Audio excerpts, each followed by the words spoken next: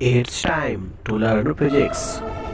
Physics पढ़ते रहिए और सीखते रहिए। और हाँ, घर बैठे फिजिक्स सीखना है तो हमारे चैनल को सब्सक्राइब जरूर कीजिएगा। Welcome back in the next lecture of electrostatics.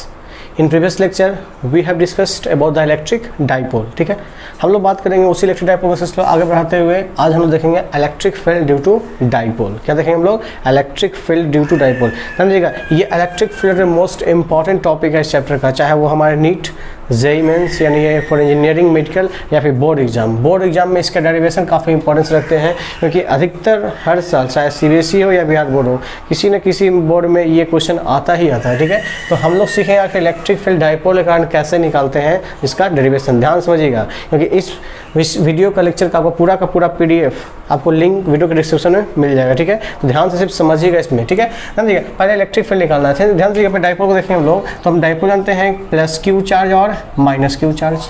क्या इस अरेंजमेंट को हम लोग डाइपोल बोलते थे? क्योंकि नेचर क्या है, दोनों का जस्ट अपोजिट, मैग्नीट्यूड क्या है, सेम है, या किसी की डिस्टेंस सेपरेशन पे रखा हुआ है। ठीक है, रखा हुआ था। अब गौर कीजिए ध्यान से यहाँ पर कि अगर हम इसका इलेक्ट्रिक फील्ड निकालने की कोशिश करें तो हमारे पास जो डेरिवेशन आएगा वो दो तरह का डेरिवेशन आएगा। एक आएगा along the axial line and इसके सेंटर को मानते हुए एक्सिस अलोंग द, तो दो पोजीशन है हमारा इलेक्ट्रिक फील्ड फाइंड करने का। ठीक है, ऐसे तो मल्टीपल कोई भी जनरल पॉइंट हो सकता है, पर हमारे लिए जो इंपॉर्टेंस रखता है वो रखता है equatorial line and axial line. इसको क्या बोलेंगे हम लोग?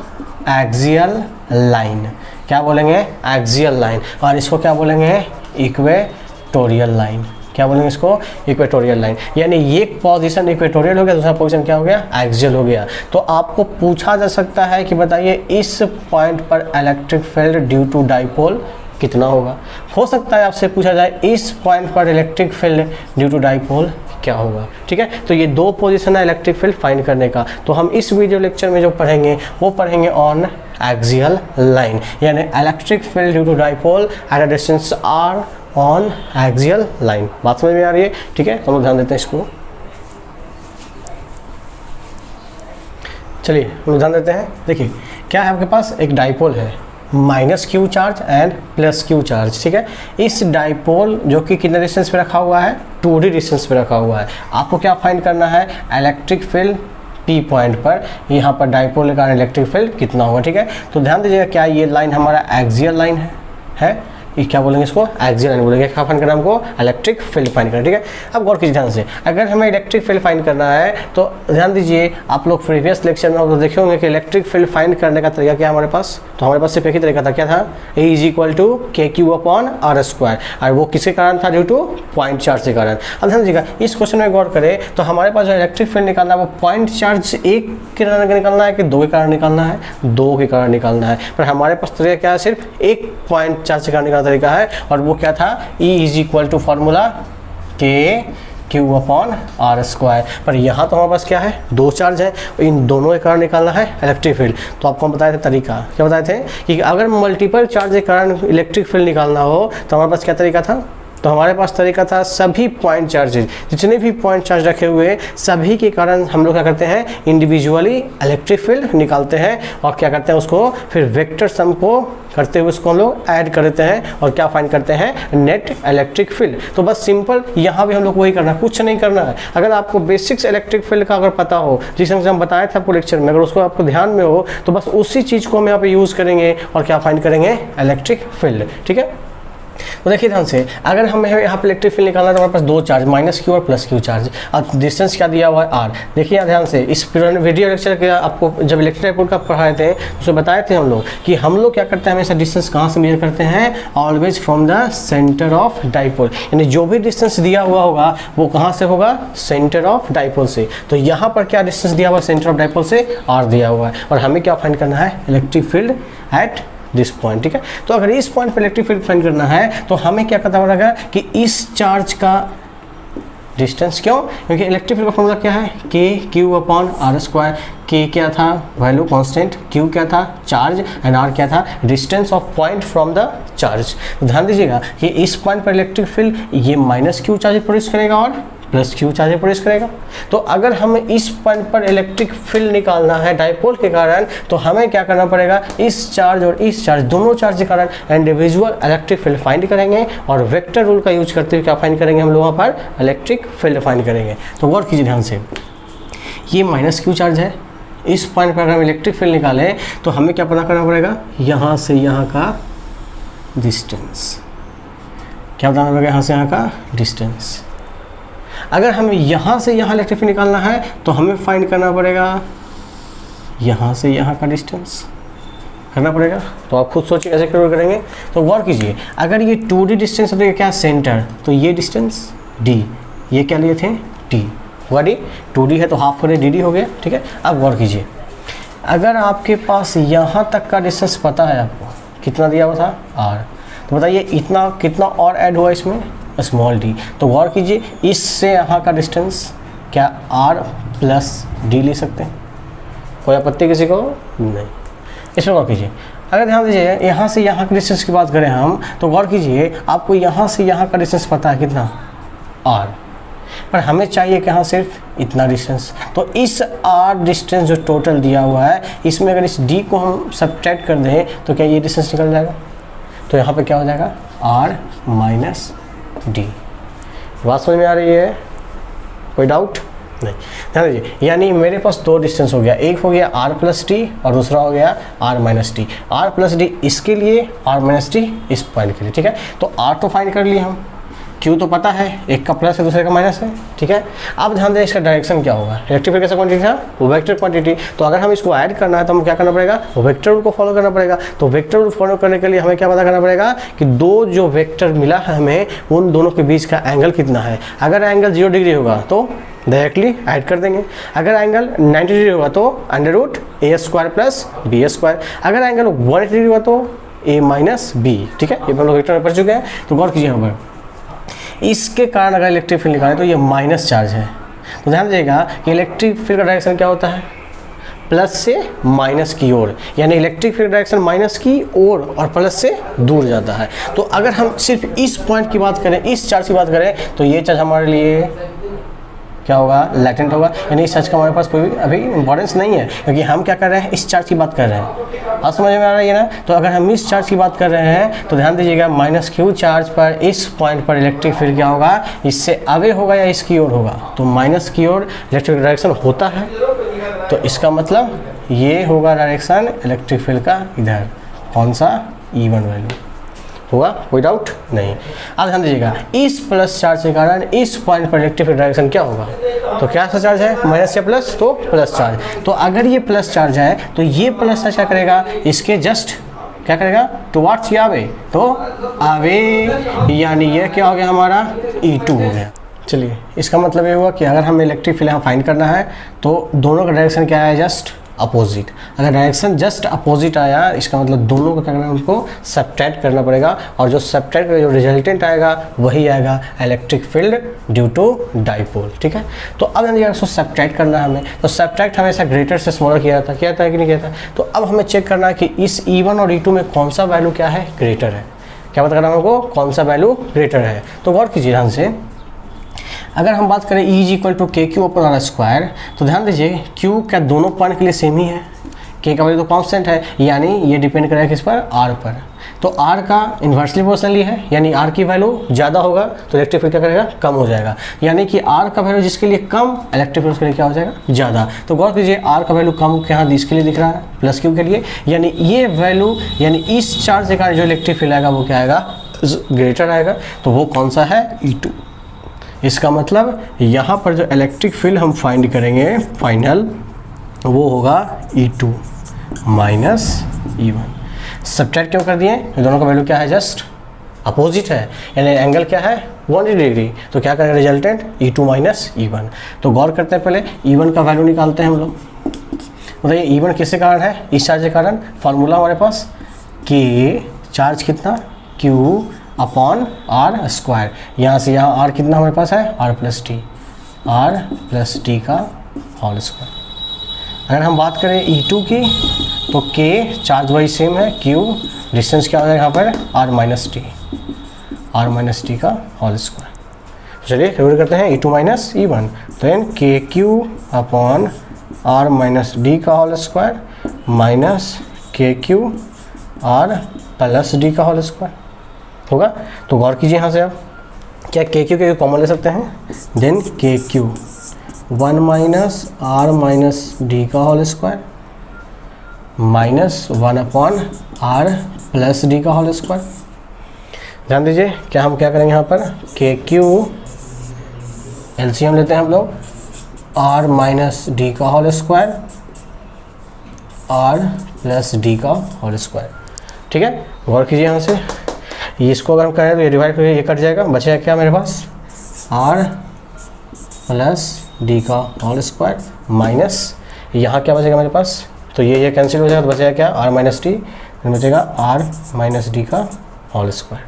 ठीक है, आप क्या करेंगे, हम इसको सॉल्व करेंगे। ठीक है, ध्यान दीजिए KQ हो गया। ध्यान दीजिए R प्लस डी क्या A प्लस बी का होल स्क्वायर है, तोड़ते हैं इसको, क्या होता है formula A square plus B square plus 2AB cos theta, sorry A square plus B square plus 2AB। ठीक है, तो R प्लस डी है तो R square plus D square plus 2RD, फिर क्या हमारे पास माइनस, तो क्या हो गया माइनस, फिर क्या है R माइनस डी का होल स्क्वायर, तो क्या हो जाएगा इसके लिए R square plus D square minus 2RD upon क्या है मेरे पास R माइनस डी का whole square into R plus D का whole square, R minus D का whole square R plus D का होल स्क्वायर। ठीक है, बात समझ में आ रही है, कोई दिक्कत नहीं। ध्यान दीजिए यहाँ पर KQ R square plus D square plus 2RD minus R square minus D square plus 2RD upon R minus D का whole square R plus D का होल स्क्वायर।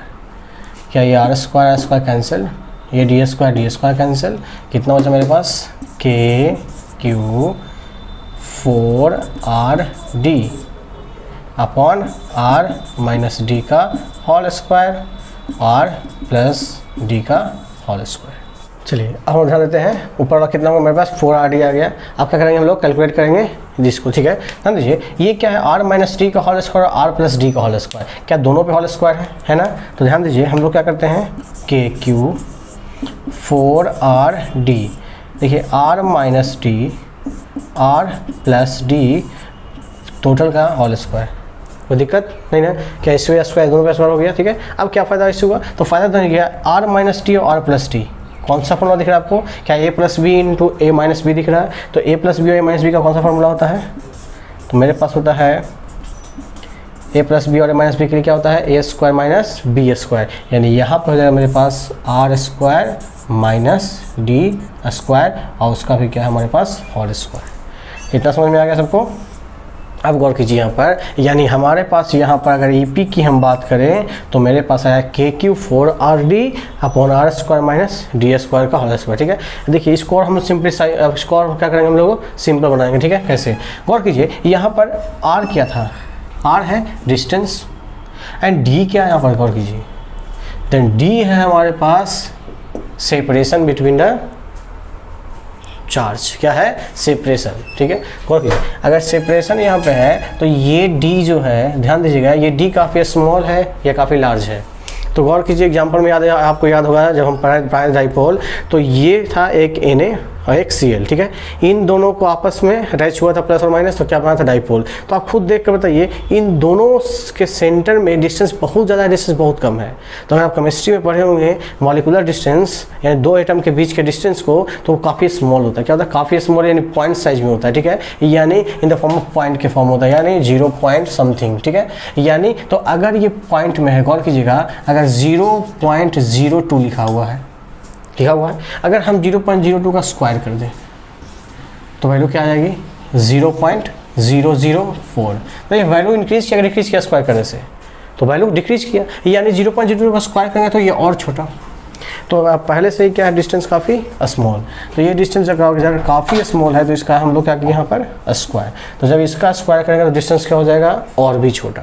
तो डिस्टेंस ये और भी छोटा होगा तो इसको हम अगर सब्ट्रैक्ट करेंगे, यानी मान लीजिए वहाँ पर 100 में है और 100 में अगर 0.004 सब्ट्रैक्ट भी कर दे तो आपको डिफरेंस आएगा, नहीं आएगा। इसका मतलब ये -t को हम निगलेक्ट कर सकते हैं। यानी यहाँ पर अगर गौर करें हम लोग तो EP = KQ 4RD क्या हो जाएगा, R²। डी को कैसे हम निगलेक्ट कर सकते हैं, तो ये क्या हो जाएगा, R² का स्क्वायर, तो ये कितना हो जाएगा, क्या ये R का पावर 4 हो जाएगा। क्यों रिप्लेस किए हम, क्योंकि D क्या है, very very very smaller than R। तो अगर ये इसका D² हम करेंगे तो ये और भी स्मॉल हो जाएगा, तो इसलिए क्या किया हम इसको, सो D can be neglected, D का हम लोग नेगलेक्ट कर दिए। और अगर हम डी को नेगलेक्ट कर दिए तो फॉर्मूला हमारे पास क्या आ गया, = KQ 4RD/R²। आप गौर कीजिए, इस फॉर्मूले में क्या आपको कहीं पे डाइपोल जैसा कोई फीलिंग आ रही है, नहीं, क्योंकि डाइपोल का मतलब क्या होता है, पी। इस फॉर्मूले में पी तो कहीं दिख नहीं रहा है, तो हम क्या करेंगे, इस फॉर्मूले में कोशिश करेंगे कि ये जो फॉर्मूला मेरे पास नेट इलेक्ट्रिक फील्ड आया डाइपोल के कारण, इसको हम इस फॉर्म में कन्वर्ट करें कि इसमें क्या आ जाए, डाइपोल मोमेंट भी आ जाए। तो गौर कीजिए, मेरे पास फार्मूला है EP = KQ, ध्यान दीजिए 2RD लिखा हुआ है। अगर हम गौर करें तो ये R से R ये कैंसल्ड, क्या ये 3 हो जाएगा, यहाँ से हो जाएगा। तो और गौर कीजिए, KQ यहाँ पर 2D × 2, कोई आपत्ति किसी को, 4D है ना, तो क्या इसको 2D × 2 कर दिए अपॉन RQ। ध्यान दीजिए, Q ×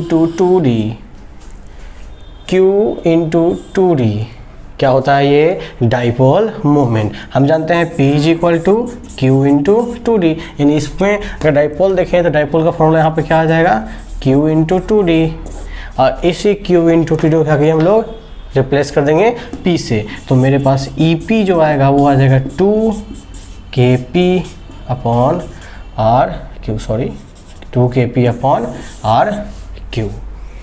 तो ये था क्या हमारा derivation, electric field due to dipole on axial line. तो क्या कीजिए, इस डेरिवेशन में कुछ भी नहीं है, सिर्फ क्या था, कैलकुलेशन। क्या है, कैलकुलेशन। तो अगर डेरिवेशन की बात करें, डेरिवेशन सिर्फ इतना था फिजिक्स। अगर हम लोग इसके फिजिक्स की बात करें तो फिजिक्स सिर्फ और सिर्फ इतना था कि हमें कैसे पता चलेगा कि इस पॉइंट पर इलेक्ट्रिक फील्ड कैसे फाइंड करेंगे। क्या करें, हमें ये पता करना कि किसी पॉइंट पर इलेक्ट्रिक फील्ड कैसे फाइंड कर सकते हैं। तो इसके लिए हमें पता था क्या, कि अगर 2 चार्ज है तो हमें सिर्फ एक ही तरीका पता है, क्या, कि एक चार्ज के कारण इलेक्ट्रिक फील्ड निकालें, 2 चार्ज है तो 2 के कारण निकालेंगे, 3 है तो 3 के कारण निकालेंगे। यानी सभी के कारण हम क्या करेंगे, इंडिविजुअली इलेक्ट्रिक फील्ड फाइंड करेंगे और वहाँ पर वेक्टर रूल को फॉलो करते हुए या तो उसको ऐड करेंगे, सब्ट्रैक्ट करेंगे, जो भी फॉर्मूला आएगा उसको हम लोग उस ढंग से इसको सोल्व करेंगे। तो यहाँ पर हम देखें, माइनस चार्ज के कारण इलेक्ट्रिक फील्ड आया इधर, प्लस के कारण इधर आया, E1 आया, E2 आया। अब यहाँ पर और किए, E2 कौन सा ग्रेटर है, तो E2 ग्रेटर था, तो E2 ग्रेटर था तो क्या किया हम लोग, E2 - E1 कर दिए।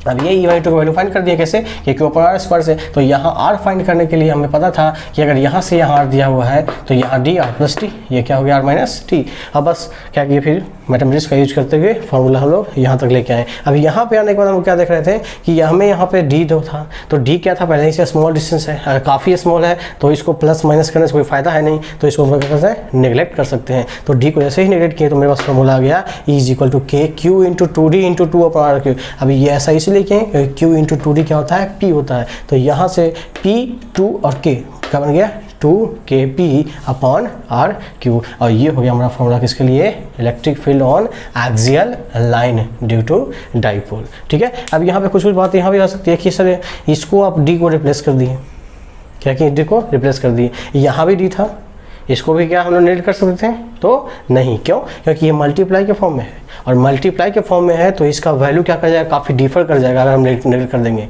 तो। यानी यहाँ पर वैल्यू प्लस माइनस में क्या डिफरेंस नहीं आएगा। 100 में से अगर 0.4 घटा भी देंगे 0.004 तो कोई खास डिफरेंस नहीं आएगा, लेकिन अगर 0.004 मल्टीप्लाई कर देंगे तो वैल्यू काफ़ी चेंज कर जाएगा, इसलिए हम यहाँ पर नेगलेक्ट नहीं कर सकते थे।